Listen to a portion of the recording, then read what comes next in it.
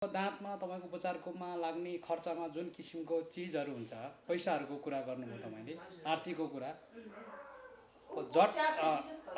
जट्ट हेर्दाखेरि चाहिँ तपाईँको महँगो जस्तो लाग्छ। तर मेरो आफ्नो बुझाइमा चाहिँ मैले कन्भिन्स गराउनु पर्यो भने तपाईँकै दाँतको उपचार गर्नु पर्यो, अब हामी कहाँ आउनुभयो भने म कसरी चाहिँ सम्भवतः म कसरी चाहिँ तपाईँलाई म काउन्सिलिङ गर्छु भने दाँत भनेको यो हो, यसमा लाग्ने खर्च यो हो, यस्तो यस्तो क्वालिटी यस्तो यस्तो किसिमको सिस्टमहरूको चाहिँ तपाईँको दाँतहरू हुन्छ र यसमा लाग्ने खर्च यो हो भन्ने किसिमको बुझाउन नसक्नु चाहिँ एउटा हाम्रो यो डेन्टिस्ट्रीमा कमजोर जस्तो लाग्छ। दाँतको कुरा गर्नुभन्दा पनि हाम्रो एउटा लवाई खुवाइको कुरा हेर्नुहोस्, तपाईँको साधारण तपाईँको चिज खाँदा र अलिकति हाइजिन चिजहरू खाँदै अलिक महँगो सस्तो त पर्छ र यसमा धेरै अब हाइजिन हेल्थको कुराहरू आयो। अब दाँत भन्न सक्छ महँगै लिनुपर्छ भन्ने मेरो चाहिँ त्यो भावना छैन। साधारण तपाईँको सिमेन्ट भरेर हुने दाँतलाई हामीले केयरलेस गऱ्यौँ भने भोलि त्यहाँ दाँत दुख्यो भने त तपाईँको त्यसमा अरू पनि त समस्या हुनसक्छ नि त। त्यसका कारणले त्यहाँबाट तपाईँको भोलि त्यो पनि तपाईँले गर्नु भएन भने त्यहाँबाट विकराल भन्ने अलिक जटिलताको कुरासम्म पुगेको छ नि, क्यान्सरसम्मको कुरा गरेको छ नि त दाँतको विषयबाट होइन। भुवन केसी दाईहरूलाई जित्ने कलाकार त छैन रहेछ नि त होइन। भनेपछि उहाँको नामले गरेर अब छोरा चलेको पो हो कि जस्तो पनि अनुभूति हुन्छ। नमस्कार, मिलाप क्रिएसनमा तपाईँलाई स्वागत छ। हजुर, म गीता अधिकारी। आज हामी कलङ्की स्विचाटार स्थित युनिभर्सल डेन्टल हस्पिटलमा छौँ। हजुर, युनिभर्सल डेन्टल हस्पिटलको सिइओ समाजसेवी लायन्स क्लबका अध्यक्षसँग रहेर कुराकानी गर्नेछौँ। दाँत तथा मुखमा के कस्ता रोगहरू लाग्छन्, कसरी त्यसको उपचार गर्ने भन्ने विषयमा आज हामी कुराकानी गर्नेछौँ। हामीलाई साथ दिन नबिर्सिनु होला। स्वागत छ सर कार्यक्रममा। हजुर नमस्कार, धन्यवाद तपाईँलाई। दिनहरू चाहिँ कसरी बितिरहेको छ, कतिको व्यस्त हुनुहुन्छ? अब दिन त तपाईँले देखिहाल्नु भएको छ, हामी अहिले जुन कोभिड-19 पछि अब यहाँ मात्र होइन विश्वभरि नै समस्या हामीले देखिरहेका छौँ र अब हामी समस्याको समाधान कसरी गर्ने, आफ्नो व्यक्तिगत आफैले कसरी चाहिँ अब के भन्छ सजगता कसरी अपनाउने र अरूलाई पनि कसरी सचेत गराउने भन्ने कुराहरू पनि हुन्छ। र त्यसरी नै अब म आफू एउटा स्वास्थ्य सेवक भएको कारणले पनि अथवा स्वास्थ्य व्यवसाय दाँत तथा मुख सम्बन्धीको जुन किसिमको अस्पतालमा गर्नुपर्ने व्यवस्थापनदेखि लिएर सम्पूर्ण अब जस्तो सुकै समस्यालाई पनि समाधान गर्ने किसिमले अब मेरो लगभग बिहान 10 बजेदेखि बेलुकी 8 बजीसम्म चाहिँ म यस युनिभर्सल डेन्टल हस्पिटलमै व्यस्त छु म अहिले। युनिभर्सल डेन्टल हस्पिटल जो स्विचाटारमा रहेको छ, सिइओ हुनुहुन्छ, लामो समयदेखि यही पेसामा आबद्ध हुनुहुन्छ होइन? हजुर।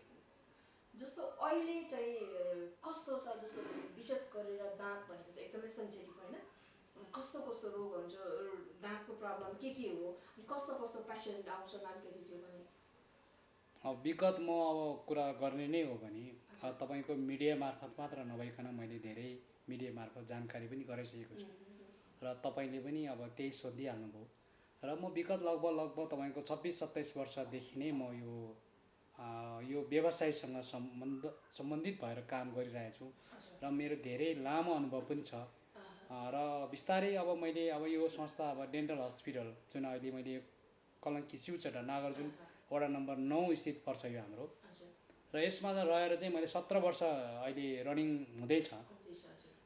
यो क्रममा चाहिँ अब विभिन्न समस्याहरू हेर्नुहोस् होइन, अब 27 वर्षदेखिको अहिलेको जुन अब मेरो एक्सपिरियन्स छ, जुन तपाईँको समस्या लिएर आउनुभएको जस्तो सुकै मैले व्यक्तिहरू देखेको छु, बिरामीहरू देखेको छु र विभिन्न समस्याहरू लिएर आउनुभएको पेसेन्टहरू चाहिँ मैले देखेको छु र जसले गरेर चाहिँ कसरी समस्याको समाधान गर्ने, कस्तो किसिमको चाहिँ दन्त रोगीहरूलाई चाहिँ विशेष उपचारहरू दिने, कसरी चाहिँ निर्मूल पार्न सकिन्छ अथवा के गर्दाखेरि चाहिँ हुन्छ भन्ने कुराहरू चाहिँ हामी अहिले चाहिँ अब नेपालमा जुन किसिमको डक्टरहरू तपाईँको विभिन्न रोगको छुट्टै बेग्लै डिपार्टको डक्टर साहबहरू हुनुहुन्छ अहिले र विगत अब 25-20 वर्ष अगाडिको कुरा हेर्नुहोस्, त्यस्तो त्यो टाइममा चाहिँ अब तपाईँको अब डेन्टिस्टहरू कमै हुनुहुन्थ्यो, जसले गरेर अब तपाईँको दाँत उपचार हुने दाँतलाई पनि लगभग दाँत निकाल्नुपर्ने अवस्थाहरू थियो।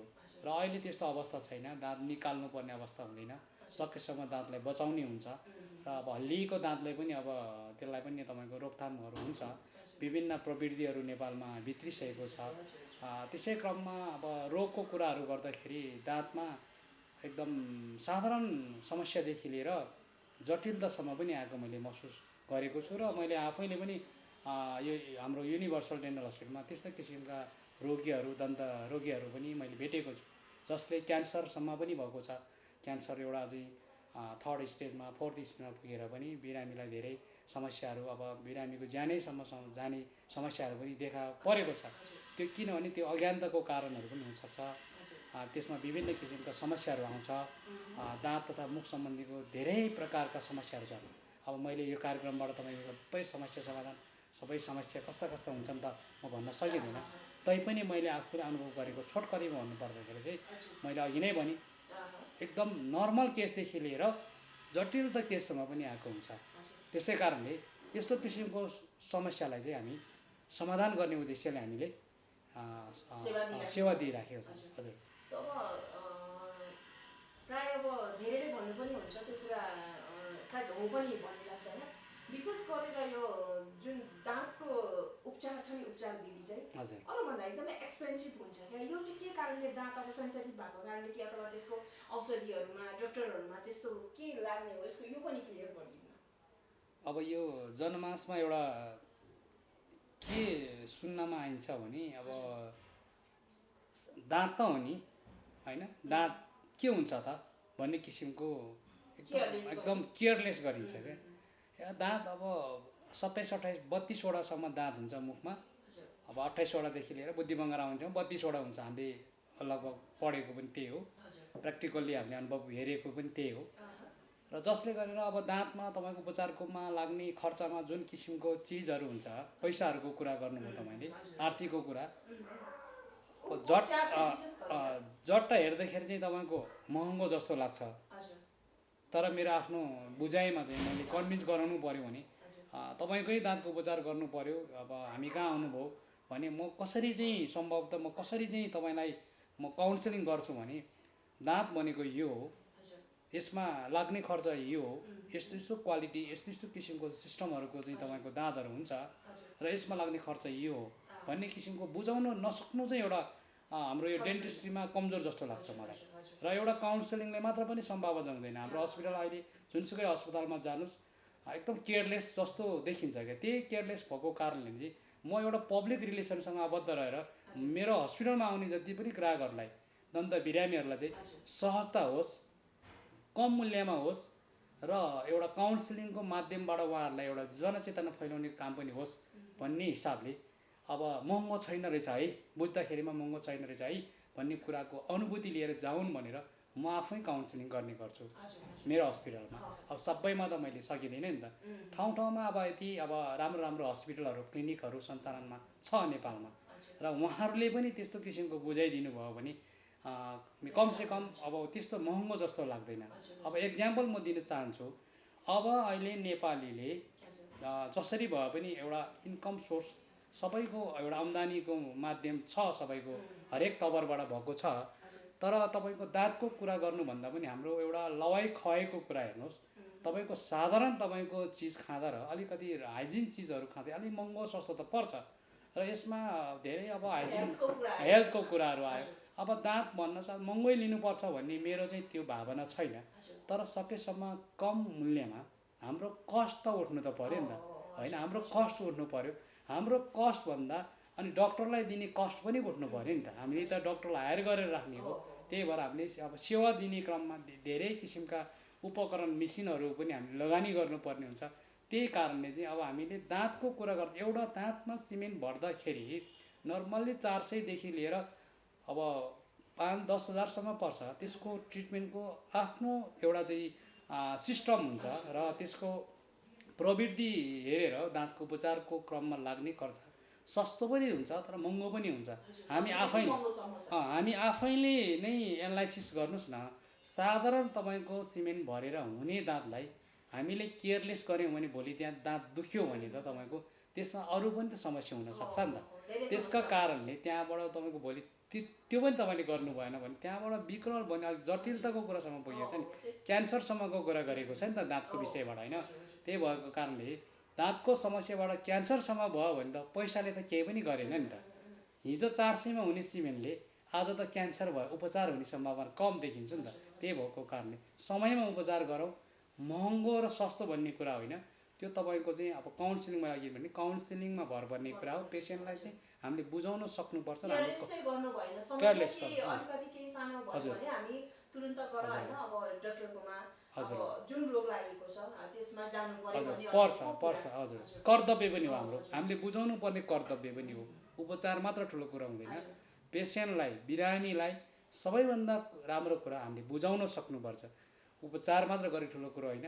उपचार गर्ने क्रममा तपाईँको यो सिस्टमबाट यसरी हुन सकिन्छ, तपाईँको यसरी काम गर्नुपर्ने हुन्छ, यति टाइम लाग्न सकिन्छ भनेर जुन डक्टर हुन्छ, जुन क्लिनिकमा हस्पिटलमा काउन्सिलिङ एउटा हामीले राख्नुपर्छ।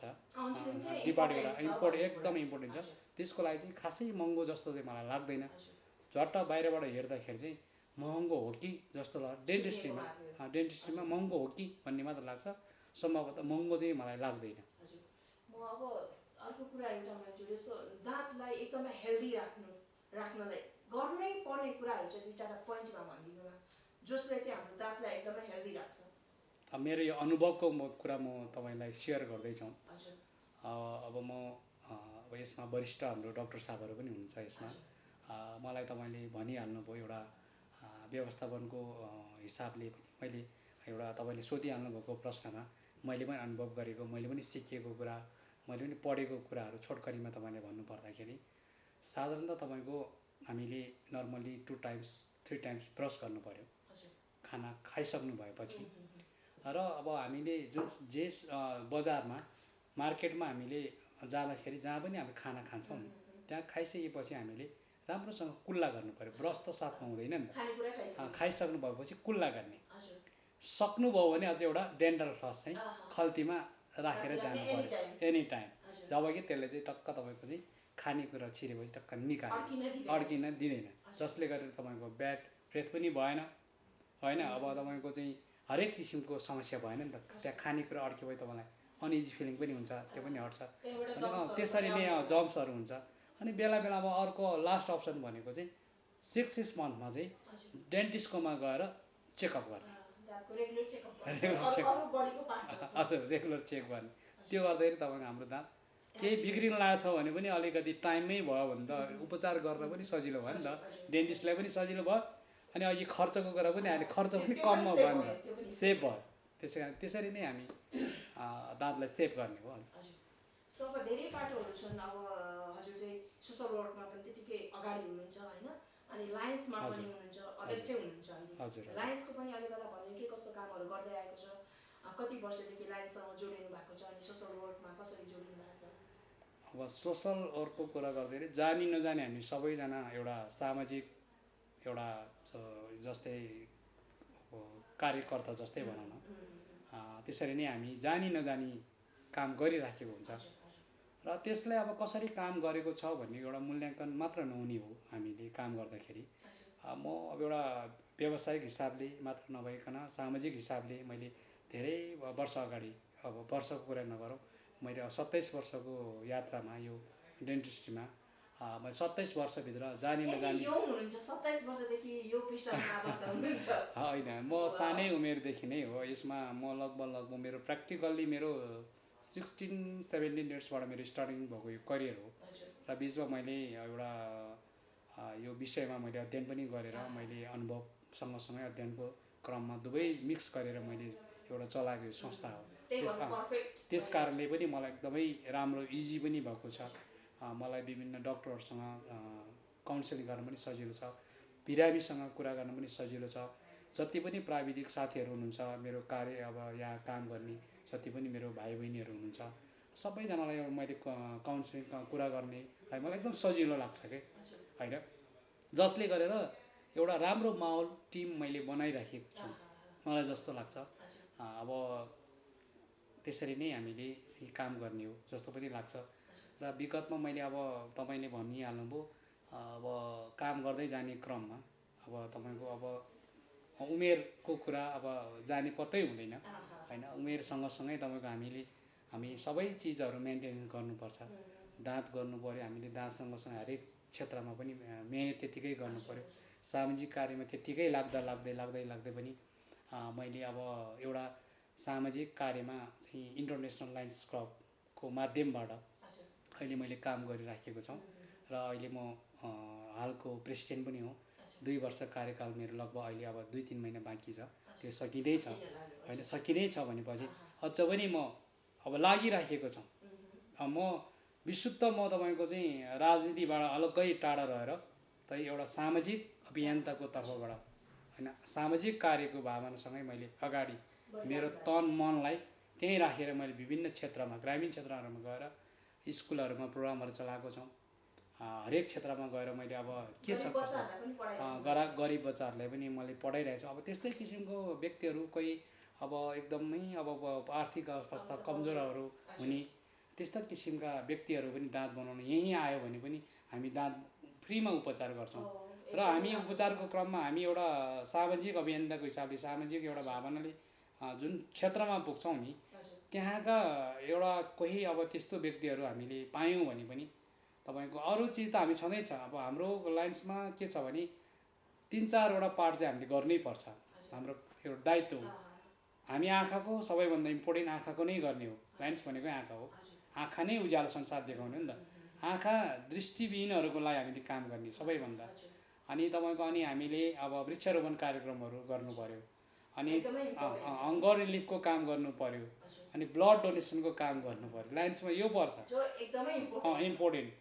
त्यसपछि यो 3-4 कुरा पछि चाहिँ अहिले हाल आएर इन्टरनेसनलमा के एउटा बस भएर पनि सकिसकेर कार्यान्वयन पनि भइसकेपछि हामीले यो तपाईँको क्यान्सर सम्बन्धी पनि काम गर्नुपर्छ भन्ने किसिमको जुन किसिमको अहिले म्यासेज आएको छ, क्यान्सर सम्बन्धी पनि हामीले काम गरेको छ। अब त्यसलाई कसरी पूर्ति गर्ने, त्यसलाई कसरी चाहिँ ट्रिटमेन्टहरू गर्ने, के गर्दाखेरि चाहिँ अब बिरामीलाई सहज हुन्छ त भन्ने किसिमको जुन किसिमको भावना भएको व्यक्तिहरूसँग चाहिँ हामी भावना साटासाट गरेर जोडिएर काम गरेर त्यस्ता किसिमका अशक्त बिरामीहरूलाई पनि सहयोग गर्ने भावना लिएर हामी एउटा हाम्रो टिम जुन लायन्स क्लब भन्छौँ हामी, कुनै पनि यसमा कसैले पैसा दिएर कसैले चाहिँ अब भ्रष्टाचार गरेर त्यस्तो कुनै पनि छैन। हामी विशुद्ध हामीले 10 रुपियाँ कमाएको छौँ भने 2 रुपियाँ चाहिँ हामी छुट्टै दिने क्या त्यस्तो सामाजिक कार्यमा र 8 रुपियाँ आफू बचत राखिदिने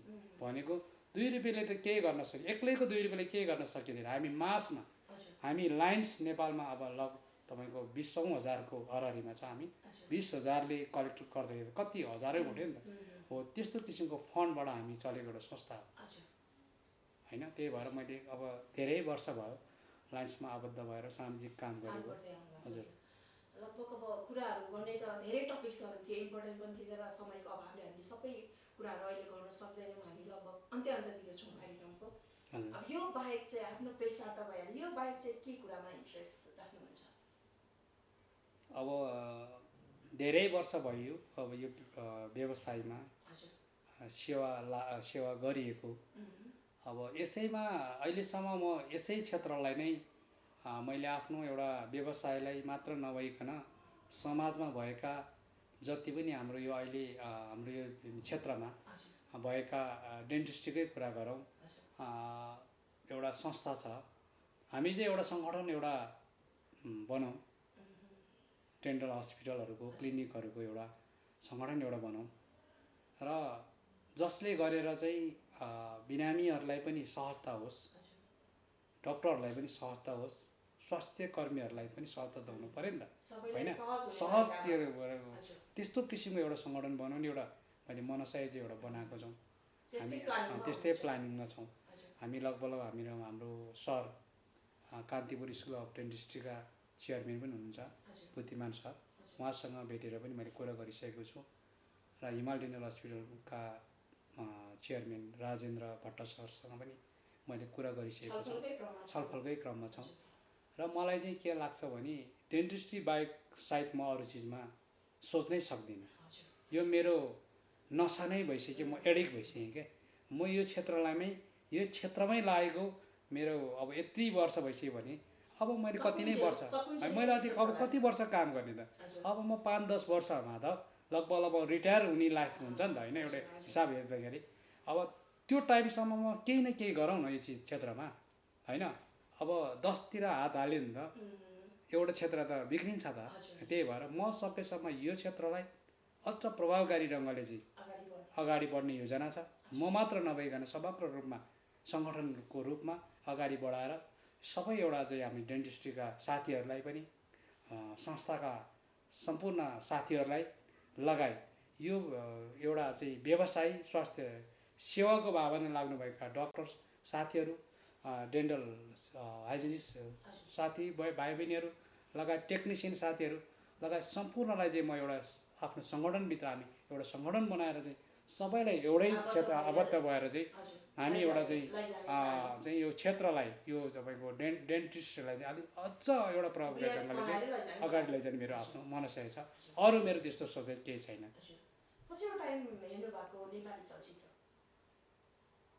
अब नेपाली चलचित्र भन्दा म हलमै चाहिँ अब अलिक सानै उमेरमा गएको थिएँ। अब जानु त पर्ने हो आफ्नो एउटा नेपाली एउटा सिनेमा, जुनसुकै अब हाम्रो यो कलाकारहरूलाई एकदमै म रेस्पेक्ट गर्ने मान्छे नै हो। मैले धेरै अगाडि म्युजिक अवार्डहरू पनि मैले आफैले गरेको हो। यो किनभने भित्रैदेखि आउनुपर्छ क्या। तर म फिल्म हेरेर चाहिँ म त्यस्तो हलमा सानै उमेरमा पनि गइनँ र अहिले पनि म हलमा चाहिँ गएको छैन। तैपनि म एउटा फिल्म चाहिँ म हेरेको छु, हाम्रो शोभित बस्नेत डाइरेक्टरको, उहाँ अब हाम्रो दाइको जुन निर्माता नै हुनुहुन्छ उहाँहरू आफै, र उहाँको फिल्म चाहिँ मैले हेर्न गएको थिएँ। तर ठ्याक्कै भन्नुपर्दाखेरि उहाँको छोराको नाम के भन्नुहुन्छ, सलोन होइन, सलोन बस्नेत, उहाँको फिल्म मैले एकचोटि हेरेको छु हलमै गएर। त्यो पनि अब मैले चाहिँ मनपर्ने कलाकार नयाँमा कि पुरानोमा? सबै मलाई कलाकार भनेपछि त म आफूमा चाहिँ त्यस्तो कलाकार नआएर हो कि मलाई सबै कलाकार त्यत्तिकै मनपर्छ कि होइन। कलाकार हो नि मलाई यो मनपर्ने भन्ने भन्दा नि कलाकार मलाई सबै मनपर्छ, सबै मनपर्छ। पुरानो कलाकार पनि सबै मनपर्छ। तर अब पुरानो कलाकार एउटा जो पर्फेक्ट कलाकार हुन्छ नि होइन, एक्टिङ वाइज हरेक कुरा हेर्दाखेरि चाहिँ नाम लिनु पर्दा एकजनाको को भन्नुहुन्छ? अब नामै लिनु पर्दाखेरि अब पर्दामा अब पर्दा पछाडिको हिरोहरू पनि छन् होइन। तैपनि विशेष गरेर अब नेपाली हिरोहरूमा म कुरा गर्नुपर्दा म सानै उमेरदेखि मनपर्ने हिरो चाहिँ मलाई अब भुवन केसी दाई अनि हाम्रो राजेश दाई, हमाल दाई, अनि उहाँहरू दुईजना चाहिँ मलाई एकदमै मन पर्थ्यो। जस्तो अब अहिले पनि अपडेट त हुनुहुन्छ नि, जस्तो सिनेमा नहेरे हलमा नभए पनि अहिले युवा पुस्तामा चाहिँ जुन चलेको हुनुहुन्छ नि 2-4 जनाहरू एकदमै उहाँहरूको चर्चा परिचर्चा भइरहेको छ कि नाम भन्न सक्नुहुन्छ जसको तपाईँलाई यो चाहिँ साँच्चै लुक्स वाइज पनि छ, फिल्मै नहेरे पनि हुन्छ नि? लुक्समै त अब मलाई पनि कन्फ्युज नै छ। लुक्स मात्र हेरेर पनि भएन, अलिकति हुनु पऱ्यो नि तपाईँको, अब पर्फेक्ट हुनु पऱ्यो। जबरजस्त तपाईँको चाहिँ अब हिरोमा ल्याएर त भएन नि होइन। मलाई लाग्छ अब मलाई चाहिँ त्यस्तो लाग्दैन। सबै एक्टिङहरू हेर्दाखेरि चाहिँ अब जस्तै अब अहिले आउँदाखेरि अब सबैले मार्केटमा नाम लिइराख्ने हेर्दाखेरि सायद होला अब भुवन दाईको हिसाबले होइन। भुवन दाई अब एउटा चाहिँ मार्केटमा चाहिँ एउटा अहिलेसम्म पनि जस नाम अब मैले अहिले नाम लिएँ भने पनि भुवन केसी दाईहरूलाई जित्ने कलाकार त छैन रहेछ नि त होइन। भनेपछि उहाँको नामले गरेर अब छोरा चलेको पो हो कि जस्तो पनि अनुभूति हुन्छ मलाई चाहिँ त्यस्तो लाग्छ। किनभने अब एउटा नामले पनि हुनसक्छ नि। अब हिन्दी फिल्ममा हेर्नुहोस्, फिल्म मैले हलमा चाहिँ गएर हेरेको छैन अहिलेसम्म। मैले कुनै पनि फिल्महरू अहिलेसम्म हलमा गएर हेरेको चाहिँ छैन। तर मैले अहिले आएर चाहिँ अब म युट्युबहरूमा हेर्छौँ, तर म कुन फिल्म हेरेँ भन्ने कुरा चाहिँ मलाई त्यति आउँदैन। अब म फिल्म चाहिँ म हेर्छु, तर म फिल्म हेरेर भन्दा पनि नेपाली कलाकारहरूलाई म माया गर्छु। कसरी चाहिँ गर्ने त भन्ने माया त अब माया मात्र गरेर पनि भएन कलाकारी क्षेत्रलाई। अब त्यसलाई कसरी सहयोग गर्न सकिन्छ त, Support कसरी सपोर्ट गर्ने कसरी भन्ने गर्न कुरा। सकिन्छ त, हजुर। अनि चल्नु त पर्यो नि त। हजुर। अब फिल्म हेरेर मात्र पनि भएन नि त, होइन। तर त्यस्ता किसिमको कलाकारहरूलाई चाहिँ कसरी सम्मान गर्ने, सम्मान मात्र गरेर पनि भएन नि, आर्थिकको कुराहरू हुन्छ, होइन, सहयोगको कुराहरू हुन्छ। त्यसै कारणले सहयोगको भावनासँगै कलाकारहरूलाई पनि त्यस्तो किसिमको एउटा माहौल बनाइदिने मेरो इच्छा छ। म पनि त्यस्तै एउटा सामाजिक एउटा कार्य गर्ने व्यक्ति भएको कारणले अब उहाँहरूको पेसा नै त्यो हो भने उहाँहरूको पेसालाई चाहिँ एउटा हामीले सम्मान गर्न सक्नुपर्छ, होइन। सम्मानलाई खालि प्रमाणपत्र दिने मात्र सम्मान होइन क्या, त्यो सम्मानभित्र केही न केही त हुनु त पऱ्यो, काम पनि हुनु जो पऱ्यो। नभई हुँदैन जीवन चल्दैन। एकदम एकदम हजुर। हजुर। आजको बसाइबाट अब लगभग बिदा लिने बेला भएको छ। अन्त्यमा चाहिँ यस्तो मैले केही छुटाएको कुराहरू, यस्तो कुराहरू चाहिँ मिडियामा आए अझ राम्रो हुन्थ्यो भन्ने केही कुराहरू भए? अब तपाईँ धेरै कुराहरू उठाउनु भयो, विशेष गरी तपाईँलाई धेरै धेरै धन्यवाद। यहाँसम्म आइदिनु भयो, मेरो अफिससम्म आइदिनु भयो, यसको त तपाईँलाई मैले हजारौँ थ्याङ्क्स दिन चाहन्छु। र छुट्ने कुरा त अब त्यस्तो त छैन, तैपनि अब तपाईँले मलाई प्रश्नहरू धेरै गरिदिनु भयो कलाकारिताको बारेमा, डेन्टिस्ट्रीको बारेमा। मैले सहजै उत्तरहरू पनि दिएँ, अथवा केही कुराहरू छुटफुट होला मेरो आफ्नो तर्फबाट, त्यसको लागि पनि म सम्पूर्ण श्रोताबिन्दहरूलाई म एउटा माफी पनि माग्न चाहन्छु। र कलाकारिता क्षेत्रमा मैले कुरा गर्दाखेरि सायद भुवन दाई, राजेश दाई भन्दा पनि अझ अरू पनि पपुलारिटी हुनसक्छ, त्यसको लागि पनि म क्षमा याचना गर्न चाहन्छु, आफूलाई मनपर्ने आर्टिस्टको कुरा होइन। गर्नु तैपनि अब अरू साथीभाइहरू पनि त हुनुहुन्छ नि, होइन।